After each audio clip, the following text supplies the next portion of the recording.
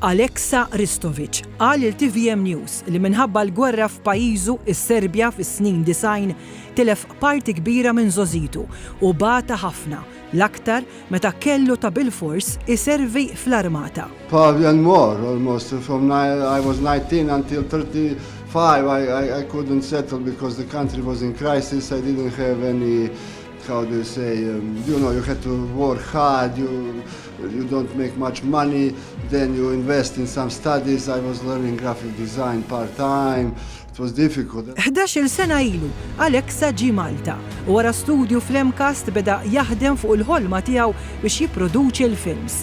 Beda bil-films Osra, sakemm irnexxielu jipproduċi Illusion of Faith, l-ewwel feature film tiegħu li għalih rebaħ unur Festival tal-Films f'Los Angeles, l-Istati Uniti.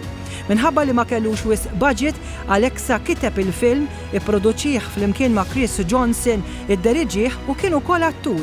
Għal-film impjega 18 l-attur fil-maġġoranza tagħhom Maltin. I'm very proud what I managed to do because that was my dream and I wanted to be a filmmaker, challenging task because I had the main reason is the budget because when you I didn't have enough funds. Aleksa qal li issa jifhem għala tan produtturi barranin jażlu lil Malta biex jiġbdu il-film tagħhom.